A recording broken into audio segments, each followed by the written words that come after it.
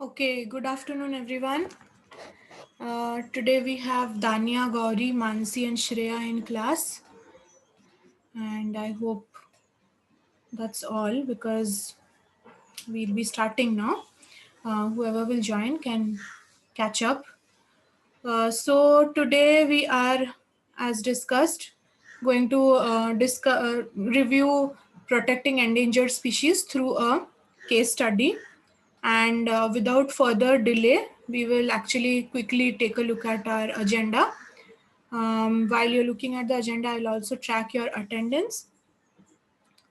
So, after completing the endangered species case study in the previous session, we actually didn't get much time to start kite graphs. If we finish the review of endangered species today with at least 15 minutes of extra time, then we can review how to interpret kite graphs today. Otherwise, we'll do it in the next week's sessions. So, let's begin. In today's session, we'll be talking about one particular species which is marked as endangered by the IUCN. So, when we say endangered species, the definition of endangered species is on your screen. That is a species which is threatened with extinction. That means in near future, if control measures or conservation measures are not taken, this species will definitely go extinct from the face of earth. And the best way to preserve or conserve these species is by enhancing or ensuring sustainable natural habitats of this species. Today we are going to talk about one particular species which belongs to the small cats family. In the big cats, we have the lions, tigers, panthers, and jaguars. But in the small cat family, there are many different varieties or subspecies of cats. One of them is the domestic cat that we see in our daily life. The fishing cat is also a small cat variety, which is right now under the threatened category of IUCN. The data that you're seeing on screen was taken in 2016. That is when the population of fishing cats were slightly higher than today. So they were still regarded as vulnerable species. But sadly, by 2019, fishing cats are now declared in the EN or endangered category of threatened species. So sorry for the interruption. I have some people still joining, so please give me a few seconds.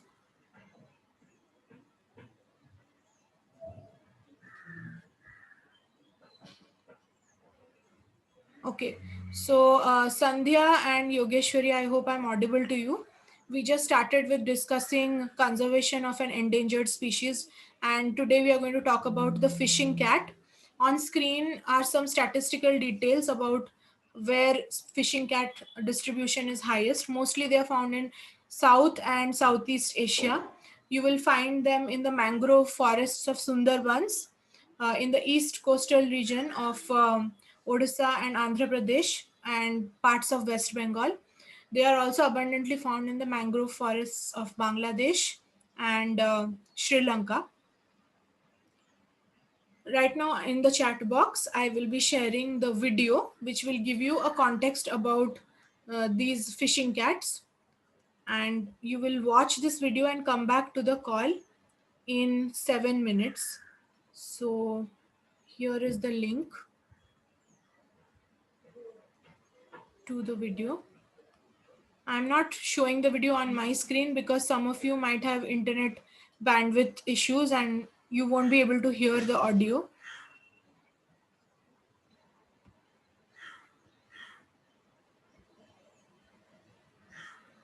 Please give me a moment and I'll share the video link in the chat box. As soon as I share the link, you can click and start watching. It's 2:52 right now.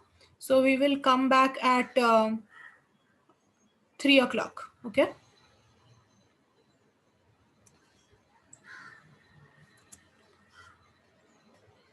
While watching the video, please be keen and concentrate on factual details about this cat and what conservation strategies or human intervention is developing around the fishing cat's habitat.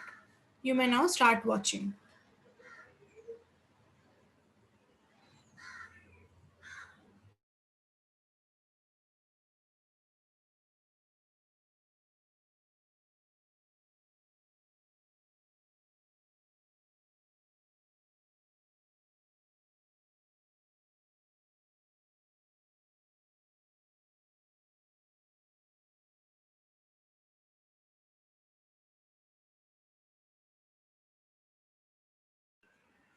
Okay, so I have almost half of you saying that you have finished watching the video. The rest of you, please get back to this discussion so that we can start. I'll just wait for another 10 seconds to just come back to this window so that we can discuss.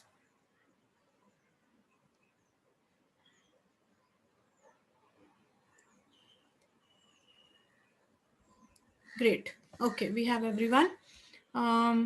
So you watched a detailed documentary about this fishing cat, and you must have noticed how this cat is unique in terms of its physical appearance, how it is adapted to the habitat in which it lives.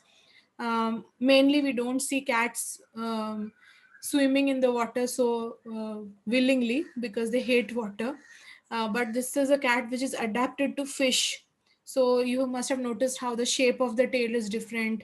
Their paws have partial webs. So particularly looking at this animal, you can tell that it originated and it evolved and adapted to the mangrove or tidal forest habitats. All right. The aim of today's discussion will be understanding this indigenous species, that is, this is a native species of the tidal forest, and understanding how it is facing certain threats in its natural habitat right now, and what different strategies are being applied to make sure that this species doesn't go extinct. So the fishing cat, whose scientific name is Prionailurus viverrinus, is a small cat that lives in wetland habitats of South and Southeast Asia. Fishing cats are largely nocturnal and feed mainly on fish, which they catch by wading or swimming into the water.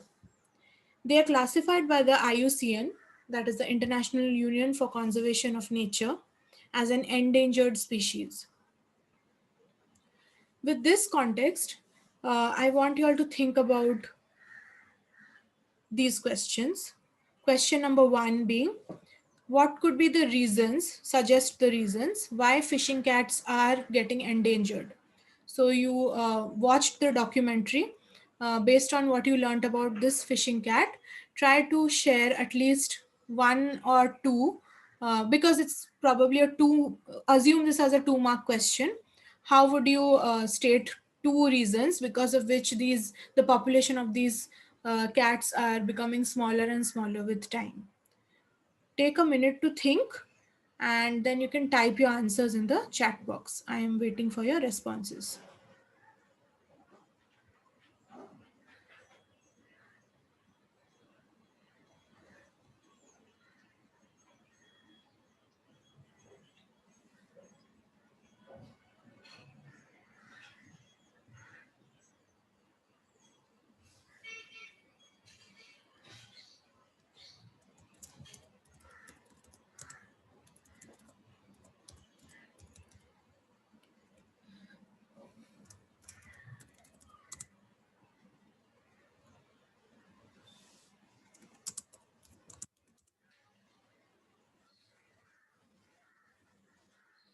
Okay, I have started getting responses. Humans are using mangroves for infrastructure and destroying their natural habitat. Fishermen are fishing in a large extent, which leads to lack of food. Okay, instead of lack, we can say there is shortage of fishes in the ecosystem or the habitat of this fishing cat. All right, Sandhya, you have mentioned two different reasons, so that's a good response. Gauri says fishing cats are getting endangered because their habitat, that is the mangrove, is being cut down for agricultural and industrial purpose. Thank you for sharing that, Gauri. For this, you have given one reason. Dania talks about water pollution that has decreased the population of these fishes, and then Mansi says fishing cats are being endangered due to decreasing area of mangrove forests. Dirty and salty water is accumulating due to climate change, and habitat is getting worse. Okay.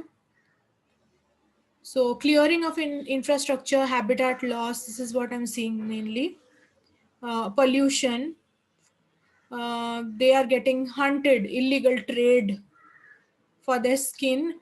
Actually, Yogeshwari, these fishing cats are caught and sold as exotic pets mostly. And they're also because the mangroves are getting dry. Yes, correct. People are fishing and also using the water of the tidal forest rivers, and therefore they are damming the river. And because of the damming, parts of the mangrove forest don't get any water during high and rising tides, so they dry up. Okay. All right. Those are very strong responses. We will see the final answers to these questions. Before that, I want you to also look at a second question. Fishing cats are now listed in Appendix 1 of CITES. If you remember, CITES categorizes endangered species into Appendix 1, 2, and 3. So try to recall which is the most strict appendix and which is the moderate one and which is the least concerned category under which CITES places these endangered species. Now the fishing cats are in Appendix 1. So the question is, how does placing this species in Appendix 1 of CITES help in the conservation? Try to recall our discussion about CITES and its role and share your answers in the chat box. I'm waiting for your responses. Let's take 1 or 2 minutes for this.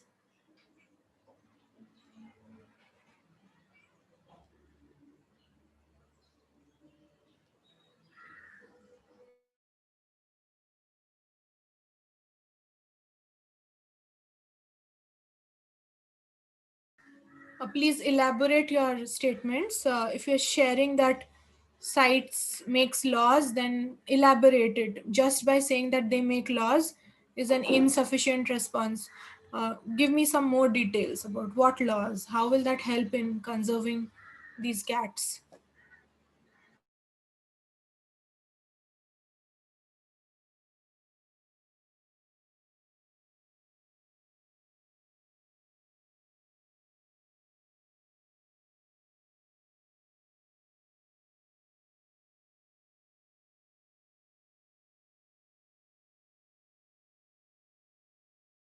I will wait for another 30 seconds now to see if others have anything to share.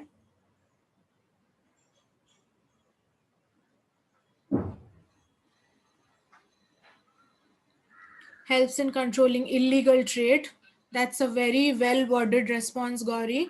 You have to talk about sites dealing with illegal trading and banning or securing the borders to ensure these kind of trades are not happening. And the governments of the countries are aware and ensuring that these laws are strict. Appendix 1 tells that species might get extinct, so putting fishing cats in that section will spread awareness about them being very close to getting extinct. It tells that, Mansi, you have written the answer very well. Tells that we can't trade this species only when it's not necessary. But actually, Mansi, category 1 or appendix 1 is the most strict one. If you have mistaken it with the least one, it is the most strict one. But you have mentioned well that spreading awareness and a complete ban on trading of this species is applied. That helps in conservation of the cat. Shreya says they make laws that will make fishing less. No, that's not the law. Basically, the law is to ban trading of the species of our concern, not the fish, the cat. Okay. So make sure that your statements are more specific about this cat. Don't say species, say fishing cat trade or illegal trading of fishing cat as exotic pet is banned across the border and within the country also. Sandhya says this helps in conservation as it follows implication of stricter laws for cat conservation. This allows fishermen to restrict their hunt for the fish and also forces border security to avoid unnecessary destruction of um, mangroves. Okay, let's look at more specific answers for which you will get better scores. So, reasons for which the cat is under threat is habitat loss. Excessive dumping of wastes in polluting the water will cause eutrophication of the mangrove waters, over exploitation of the fish stocks, that is overfishing, hunting the cats, introducing pesticides in their food chain will cause biomagnification and lead to health defects in the cat that will affect their lifespan. And any other valid point like building dams are drying up the mangroves or clearing the mangroves for agriculture and infrastructure.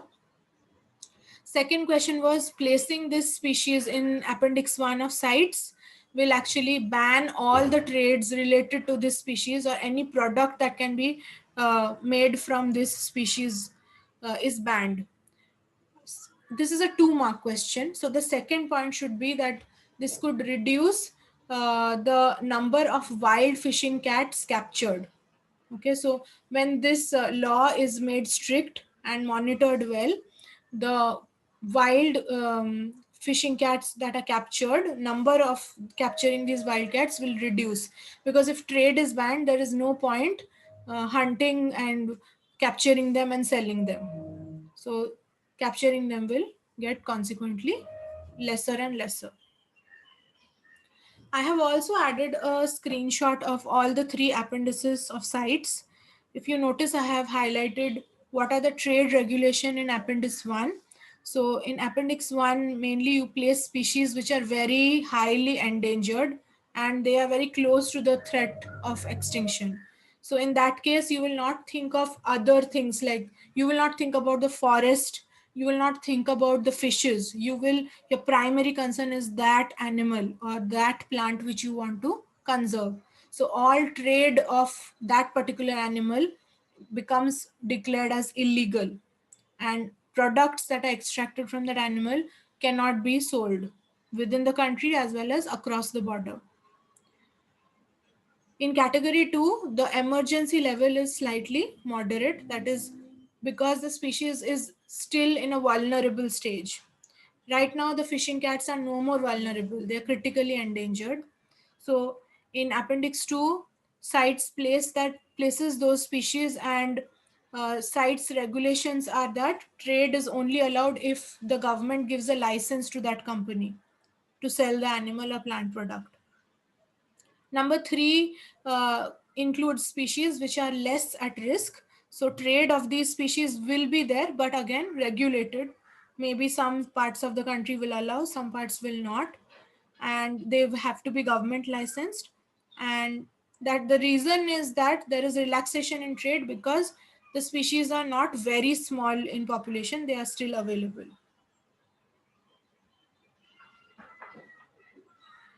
Let's dig deeper into this case study. So some more conservation measures were taken around the world, not only in South Asia and Southeast Asia, but North American zoos started taking a lot of interest in these fishing cat conservation programs. So several zoos in North America keep these fishing cats, and a captive breeding program has begun. This is about 2006, where North American zoos, they have an association called AZA, or American Zoo Association.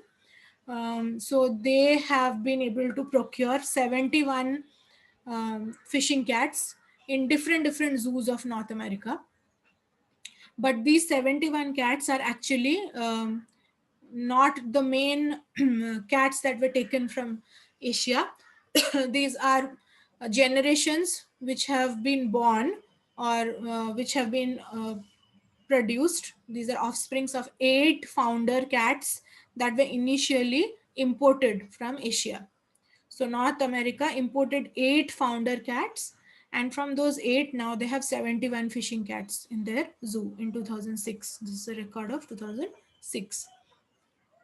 The genetic diversity of these 71 animals was 0.85, meaning 85% of the gene loci had more than one allele.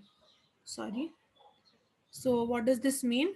Let's say that we all know that we inherit genes both from half of the chromosomes from a father and half from the mother. Now, 85% of the genes inherited by fishing cat offsprings are always heterozygous. Means if they have received a dominant allele from the father, they must have received a recessive one from the mother. That means all the genes that these fishing cats possess, out of that, 85% genes have multiple forms of alleles, more than one alleles. Okay, when a chromosome has alleles in the chromosomal level, that is variation. That means there's a chance that within the same population of species you will see different appearances. Like for example, parrots, same species of parrots will have different colored feathers because feather color is controlled by a gene which has many alleles, right? In case of our fishing cat, 85% of the genes have many alleles. Therefore, there is a lot of genetic diversity within this cat species itself, within the species.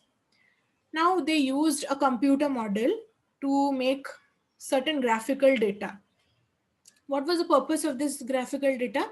To study uh, that if they continue breeding these 71 fishing cats in their zoos for the next 50 years, then what will happen to the genetic diversity of this animal or this species? A computer model was used to predict how genetic diversity of this population would change in the next 50 years if breeding was restricted to these 71 animals and their offsprings. So they were studying what will happen if we keep on breeding these 71 cats, and then they will get their offsprings, and their offsprings will also breed. They will crossbreed among themselves. Actually, not crossbreed, this is inbreeding. Within the 71 cats, all the breeding will happen. Offsprings will be formed. Offsprings also will breed within this population only. Another case they wanted to consider is what will happen if they breed these 71 cats with every year or every 5 years they will bring a new cat from Asia and introduce it to these 71 cat population. How will that affect the genetic diversity? Then the third case was they tried to generate a computer graphical model of how will the genetic diversity change if they keep on importing fishing cats from Asia, one cat per year. Every year they will bring a new cat. Side by side, these 71 cats will be breeding with each other. They will produce their offspring. But instead of getting a new cat every 5 years, we'll get one cat every year from Asia. How will that affect the genetic diversity of the population? So I'm going to now move to the next slide to show you what computer graphic data did they get for these three cases. First case, no new cats were imported. 71 cats only interbreed with each other. Second case, one cat was imported from Asia every 5 years and then they were interbreeding. Third case, one cat every year. Let's see the graph. So look at the topmost graph, that is graph A, when no cats are introduced. And the middle graph is when one cat is introduced every 5 years. And third one, when one cat is introduced every year. So our x-axis is giving information about the year. Let's look at graph A. One thing the scientists notice is that no matter how many cats they get every year, the reproductive cycle of these cats are such that within 50 years, the highest population that they can reach is 100. Okay. They will only always have 100 cats with them. So based on the lifespan of the cat and the reproductive ability, No matter how many cats you import or you don't import, after 50 years, they can only be able to have a total of 100 cats, plus or minus. If you look at graph A, B, and C, everywhere you can see that the population size by 2050 is 100. Okay. This graph has two y-axes. Look at the left y-axis. It's saying that the population size will always remain 100. That is a maximum. Beyond that, their population won't increase. Now, the dotted line is showing the genetic diversity. In first case, look at the pattern in which genetic diversity is uh, moving towards with gradual progress of time. So from 2000 to year 2050, you can see that the genetic diversity is declining sharply. In graph B also you can see genetic diversity is declining from the year 2000 to 2050, but there is a difference in the pattern of this decline and the decline in graph A. Graph C is when you bring one cat from Asia every year and add it to the or introduce it to the original population. And this is the case that is observed with the genetic diversity. I want you to process this graph in your own words. Think about what patterns are you noticing in these graphs? And based on data that you are seeing in this graph, here is a question to think about. Explain why it is important to continue to import fishing cats from elsewhere and add it to the population in North American zoos.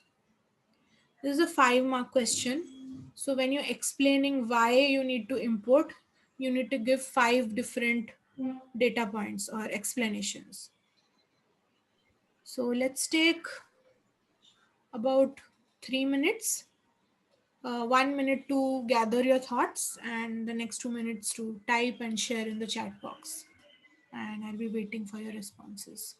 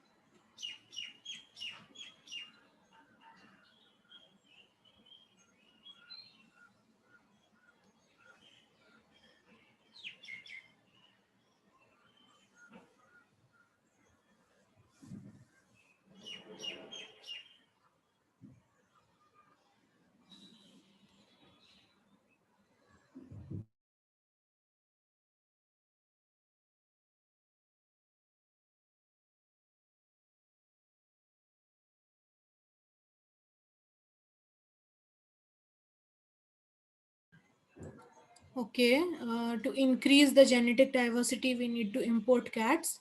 That is a correct reason. But to have growth in population of cats is not quite the reason. Because if you notice in all the 3 cases, the population reaches a cap that is 100 cats. You can't exceed that. So definitely this strategy is not for increasing the population, but for increasing the genetic diversity. Any other thoughts?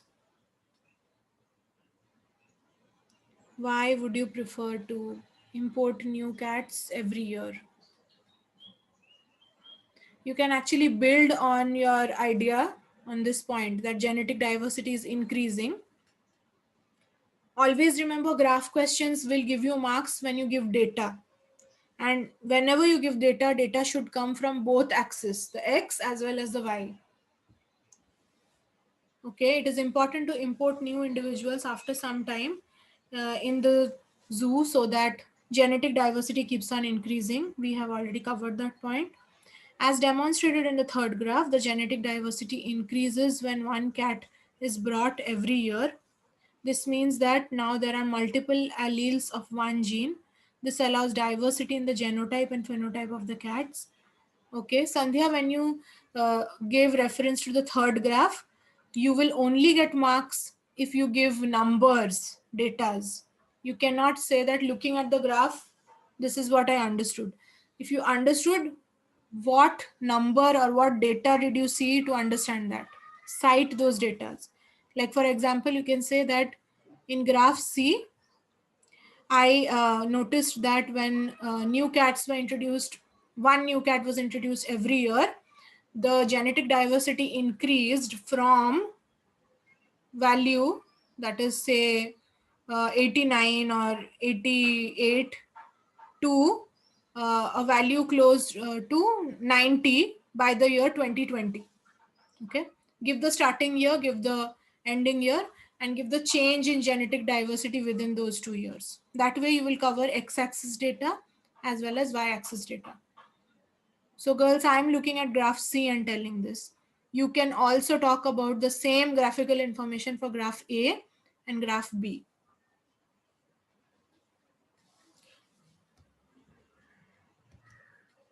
Can some of you share responses in terms of data?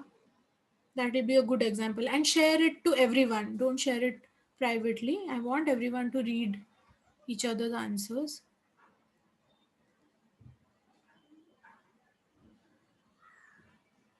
Let's try and share some data related answers so that it's a good practice for you.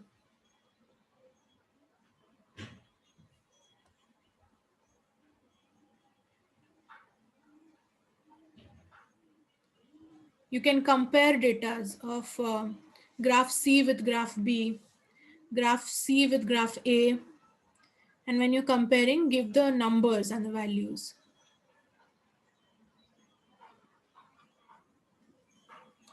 I'll wait for one more minute.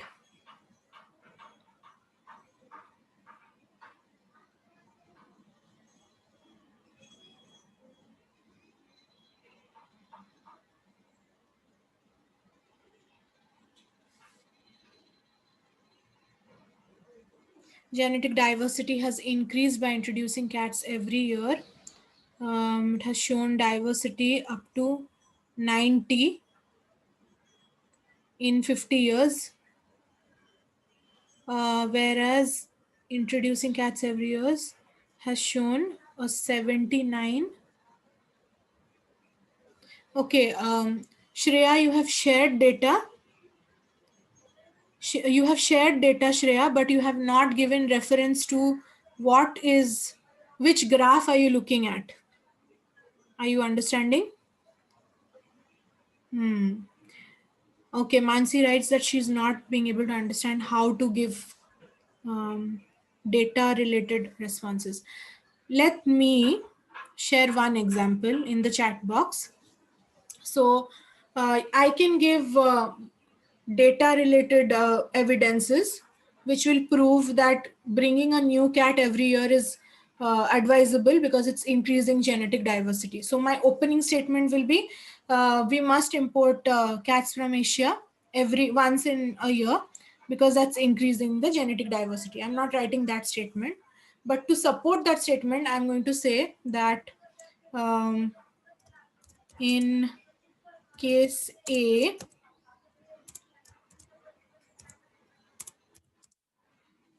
genetic diversity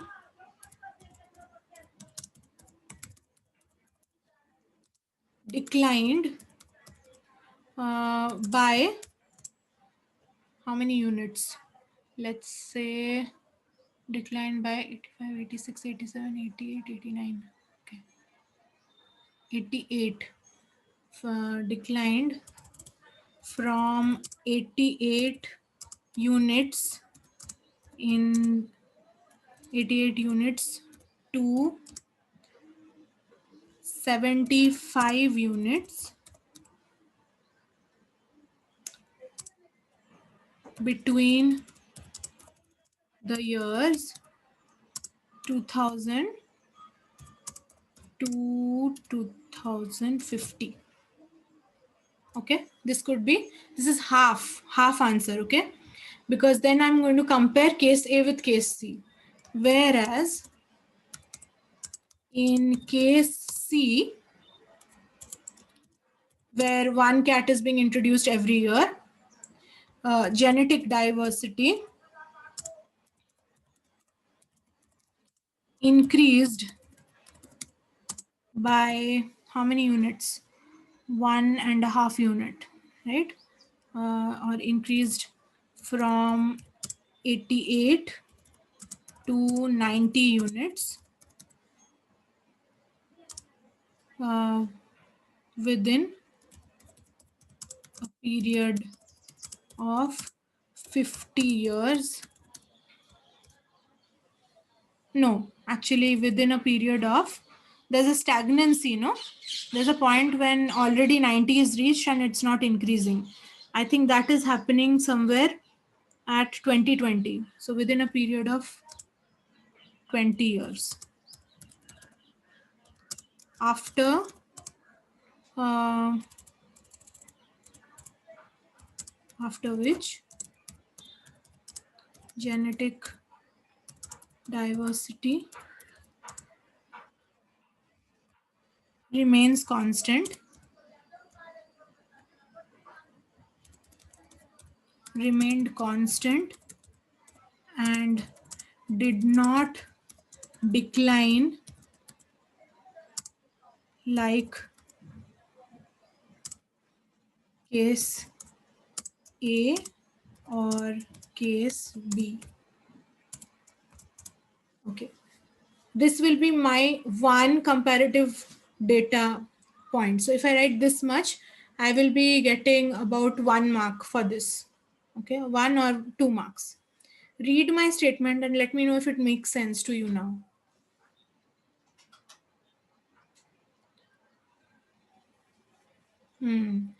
What other ways I can give data?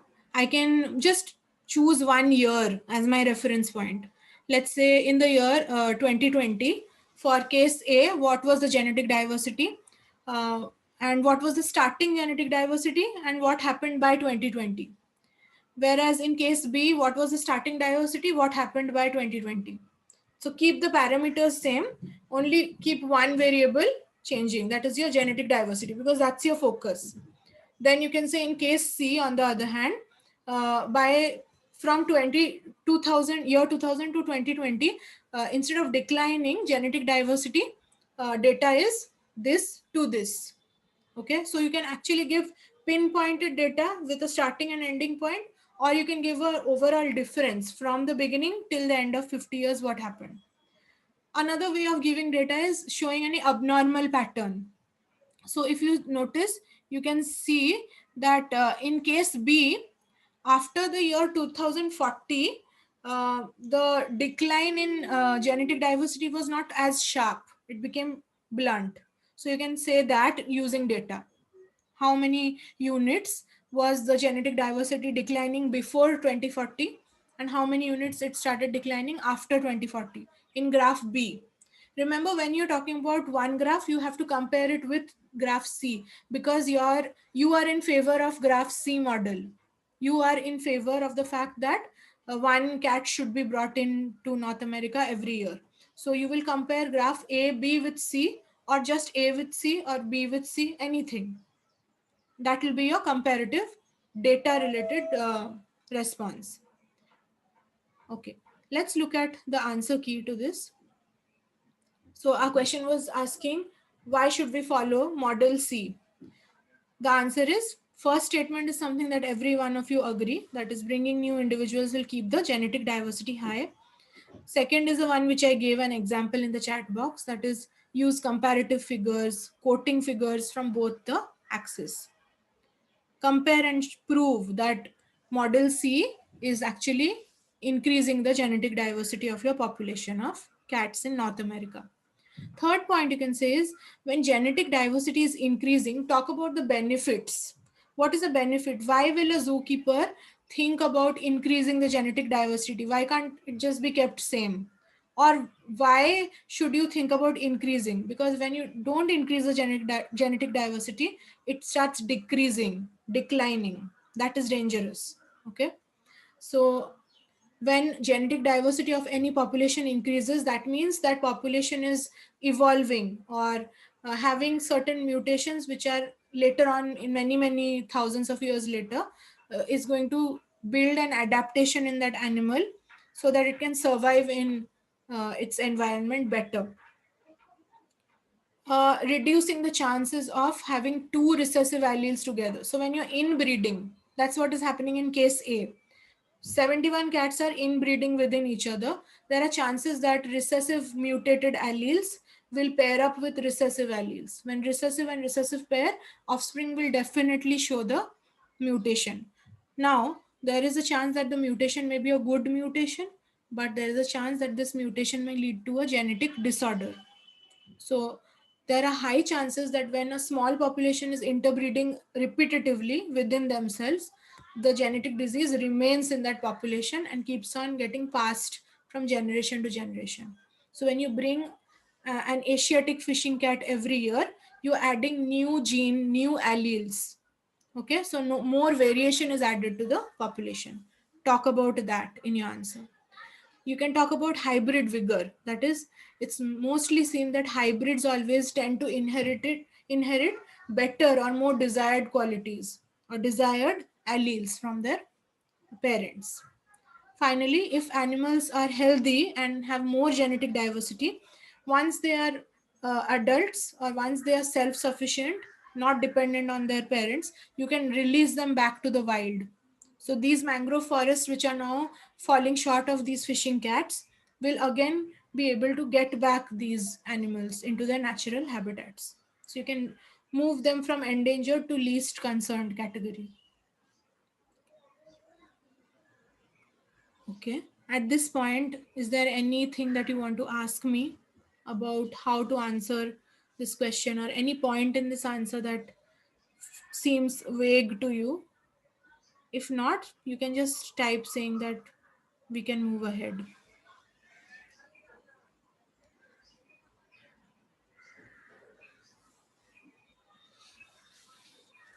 Okay. What about others?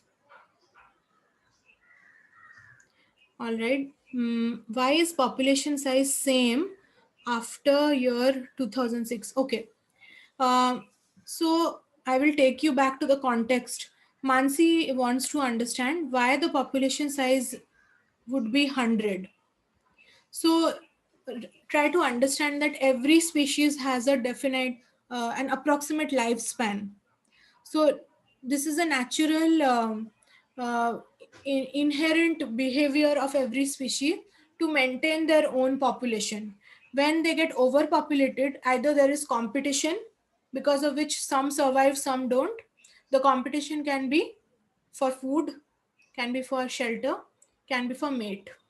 Now, in this case, we are seeing that shelter is not a problem because they are all getting proper shelter due to the captive breeding program. But mate is a competition. Food will be a competition partially, but mostly because it's a captive breeding program. The zoo will ensure that all the cats are well fed, but mate will be the competition. Now mating is a competition means reproductive rate, the chances of getting females fertilized will also be competed. Okay. Then there is another limitation of lifespan. So this is a self-regulating way of how every species control their population. With the help of this computer model, these scientists got to know that no matter what strategy they apply, they will be able to have only, so if you read, the model assumed, this is a model's calculation, that maximum number of fishing cats that could be kept in the zoo of North America is 100. So that means they're also keeping into consideration all the facilities that the captive breeding program can give to the cats. If I have resources to support 100 animals and I end up getting 200, what will happen? Some of them will die of disease, some of them will die of malnourishment, some of them will get attacked by their rivals, and they will get killed or wounded or injured, and eventually they'll die. So to ensure that all cats are healthy, one reliable number is chosen, looking at all the facilities available in the zoo. So this computer software assumed that every zoo in North America overall, totally, they can only contain 100 cats, even within the span of 50 years. So they can't have more than 100. In a way, it was actually setting a constant variable that no matter what you do, only 100 cats can be taken care of in these zoos, and other variables will change based on that. Does that make sense, Mansi?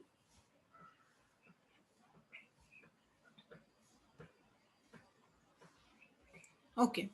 Okay, now let's go to, we have a few more questions left. Okay, this question is based on the same graph. Okay, suggest one reason why the zoo authorities would not want to import new animals in the North American zoo. So this is still a program. Remember, everyone's consent is taken. So yes, they want to import one new cat per year, looking at the computer data, looking at genetic diversity. So from the genetic diversity point of view, getting one new cat every year is beneficial for the population of fishing cat. But what could be one reason why the zoo authorities wouldn't want to import new animals from Asia? Share your thoughts in your chat.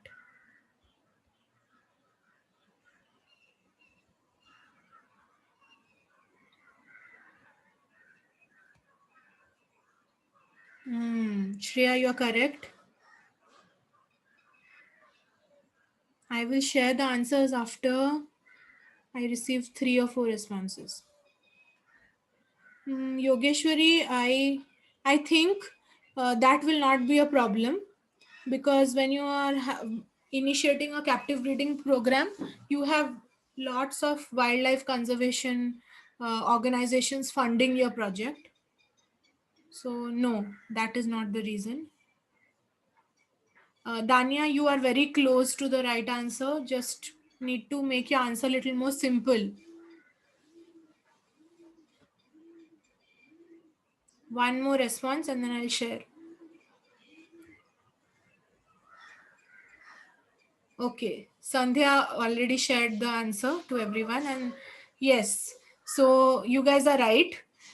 Bringing new cats every year means that cat could be a carrier of some kind of a parasite, some kind of a disease, which will now get introduced in this population. Remember, not necessarily that you always have to think in the genetic level. The cat can be a disease carrier on the surface of its body, not necessarily it is related to gene. Maybe it has some sort of a disease which it is carrying from its own native habitat, and now when it is transported to this new population, it will get, the disease will get transmitted through contact. If it is a genetic disease, then also a new genetic disease will get uh, introduced in this population, so that is a problem. No, Gauri. The cat coming from Asia is not the alien species. It is the same species that is being conserved in the zoos of North America. So here we are not facing any alien species problem. We are bringing the same species only, but from a different continent. The only thing is, uh, the cat which is being brought has always been growing and adapting to a tidal forest natural habitat environment. Now you are bringing it to a new captive breeding program. That means many things in the enclosure is artificially built up by the humans. So this cat has certain gene which have been regulated in the natural way in its tidal forest, and in that forest that cat might not be showing that disease symptoms, but when it reproduces, its progeny or its kittens will show those diseases in the enclosed captive breeding zoo. So, how will you write this answer? There are actually 2 points to this answer. One is the cat could be a bearer of diseases. Second is, uh, maybe the zoos don't want new cats because they already know that this cat is threatened in its natural habitat, and if they request for more cats in their captive breeding program from Asia, the actual Asian fishing cats will decline in their natural habitat. Already they are a threatened species, and if you all knowing that they are threatened, you set up captive breeding programs away from their natural habitat, means you are depriving them from their own habitat. So we should let numbers increase in their natural habitat and keep a small population as a reserve in captive breeding programs in the zoos of North America. Any questions up to here?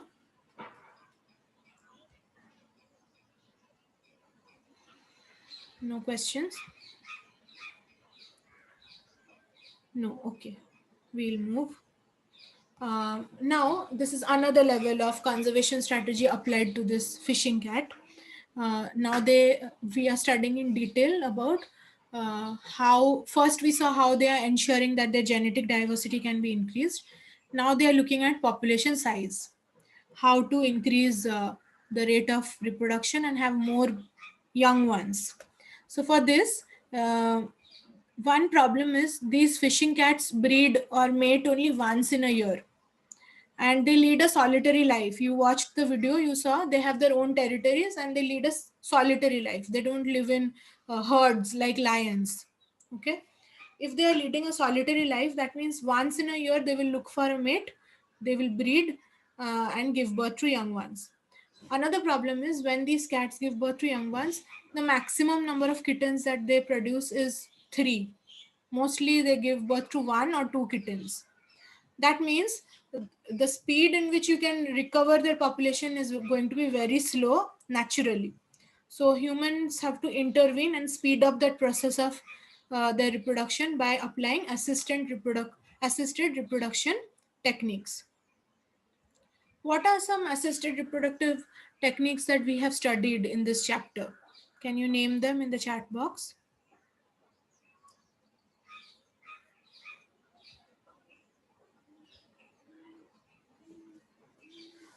Let's see if you remember these ARTs.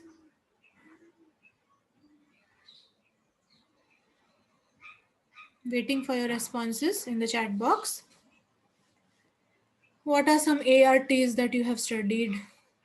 Yes, embryo transfer. Anything else? In vitro fertilization. What else? There's one more.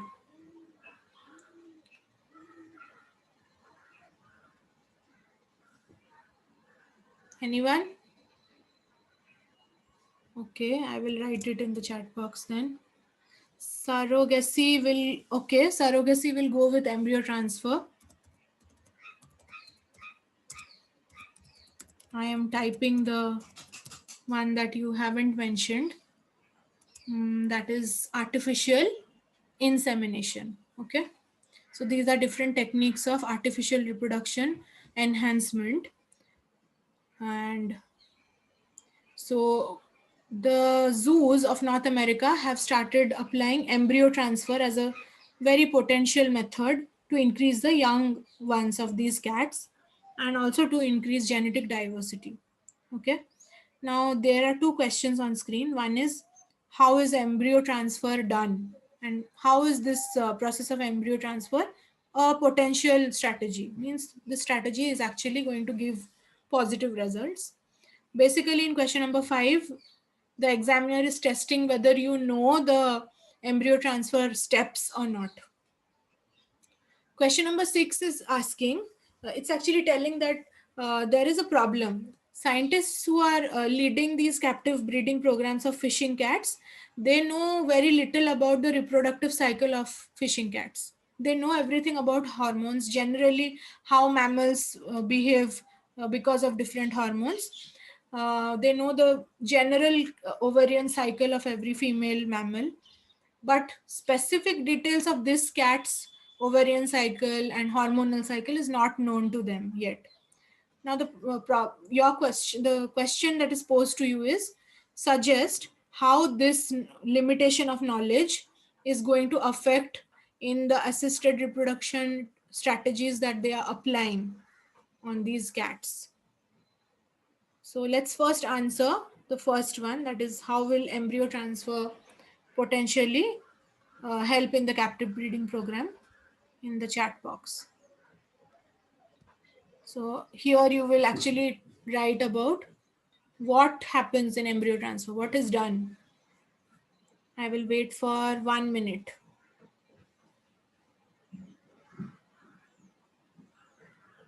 Just quickly brainstorm and write in short phrases. You don't have to write full detailed answer. This is a 5-mark question. So what points should you write? How can embryo transfer potentially be used in captive breeding program for fishing cats? What all will you need to do embryo transfer?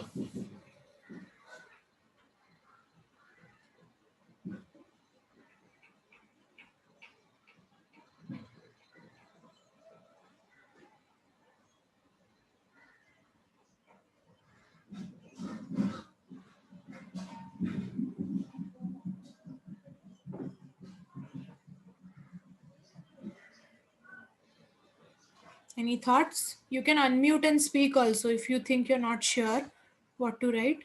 You can share by speaking.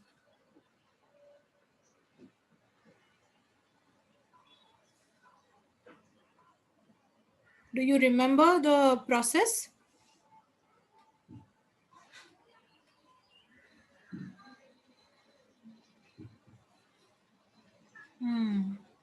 So embryo transfer requires fertilization of an ova in laboratory condition and then implantation in the uterus of the female cat. Okay. Here the egg cells are removed from the female cat and fertilized with the sperms obtained from the male. The zygotes are then allowed to further divide and healthy embryos are chosen. Okay. These embryos are then placed back into the female cat. That is right.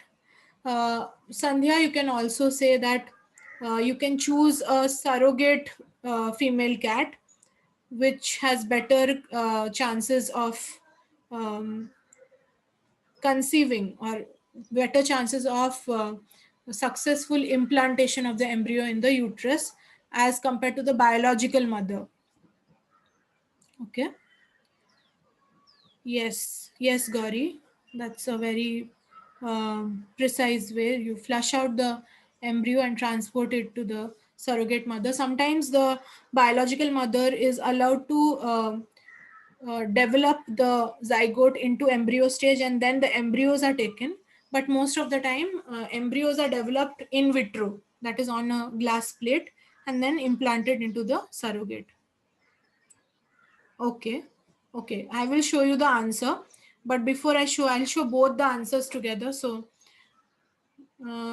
what do you have to say? So, yes, Danya, you're asking what is the difference between embryo transfer and IVF? So, embryo transfer is a whole procedure. Within embryo transfer, you can apply IVF technique, you can apply artificial insemination techniques. So, these techniques can be applied to do embryo transfer overall. Okay. The word embryo transfer means the actual egg donor is not going to give birth to the baby. That is the idea. The female cat which is going to give the ova is just the egg donor. The male cat's sperm and the female's ova can be fertilized naturally within the female cat's uterus or fallopian tube, and then the embryos can be taken from the female, zygote can be taken from the biological mother to and implanted to the surrogate mother. Okay.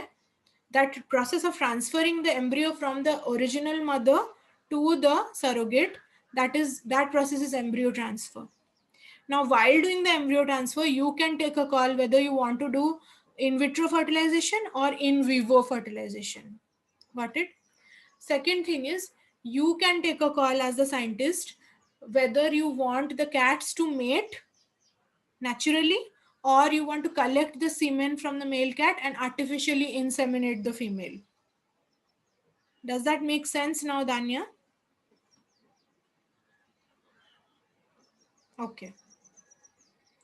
Now, our second question is, our scientists know very little about the hormonal cycle of these cats. How will that affect their research project? How will that affect their application of these ARTs or embryo transfer technique on our fishing cat?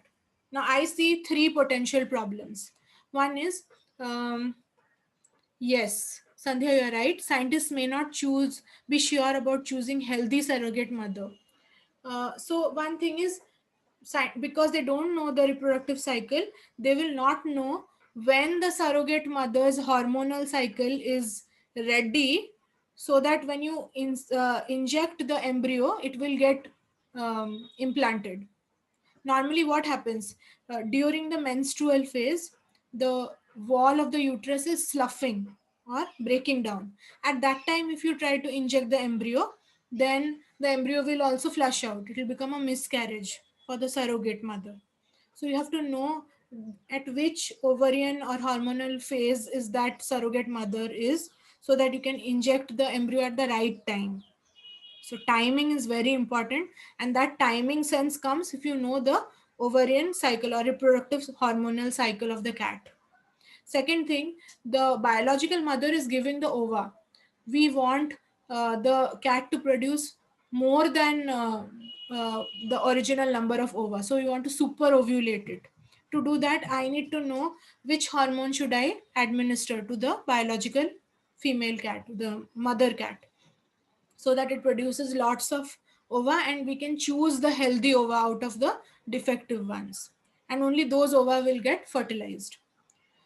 In context to the male cat, if we know the hormonal cycle of the male cat, we'll know what is the best time to extract the semen from the male cat.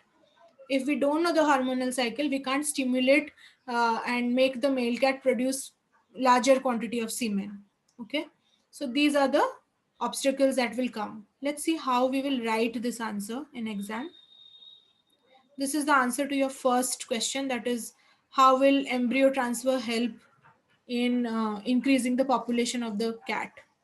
Collect egg and sperm from desired parent. You can choose the parents based on what healthy characteristics you want in the desired generation, offspring generation. You can use in vitro fertilization technique or artificial insemination technique to fertilize the female cat eggs. Embryo can be cryopreserved. You can select which are the healthy embryos, and freeze the healthy embryos in liquid nitrogen and distribute it to other zoos, so that they can also start their own captive breeding program to increase chances of survival of this species. You can implant the resulting embryo in the uterus of female, which is a surrogate, not the biological mother. And while doing so, you can make sure that the embryos have high genetic diversity, because you have chosen the parents. So you have chosen parents who have heterozygous genes, so there'll be more diversity. Whereas it is okay if the surrogate mother doesn't have a lot of genetic diversity, because the surrogate just gives a room for the baby to grow. It doesn't contribute anything to the genetics of the baby. Okay, any questions at this point?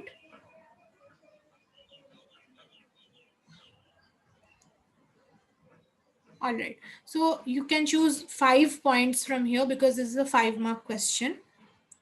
And coming to the question where scientists have limited knowledge about hormones, how will that affect embryo transfer technique? So for embryo transfer technique, hormones are needed first to super ovulate the females. If the scientists don't know that, then they will have problem from the stage 1 itself. So that eggs can be collected for in vitro fertilization. Hormones are also needed to stimulate the males to produce sufficient quantity of semen for artificial insemination. Hormones are also needed to be administered or naturally produced by the cats, so that they will be willing to accept the semen that is artificially being inseminated. Otherwise, that semen will get destroyed in the vaginal tract of the female. So all that is controlled by the hormones. Surrogate female need to be hormone stimulated successfully so that they implant the transferred embryo properly. Deeper understanding of hormones will be helpful in correctly timing hormone administration at the right stage. Finally, dosage. How much hormone should you inject?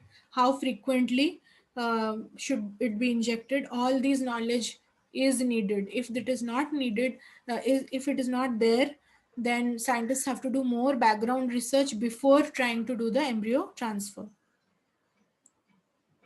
So this is all. We will be discussing about kite diagrams in our next session because we have uh, covered all the time on this case study. So I'll stop sharing. And today we discussed about how gradual and how detailed is a conservation strategy planned for a particular species through this fishing cat case study. Do you have any questions related to what we discussed today or related to this topic?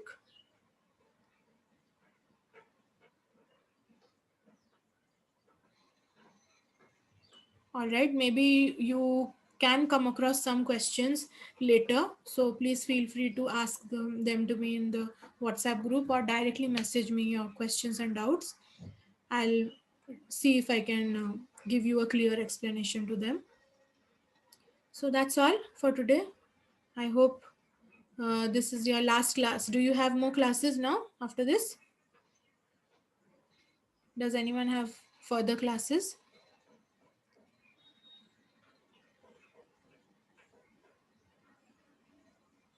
No, okay, great. So I hope you had an effective day today with all your lessons.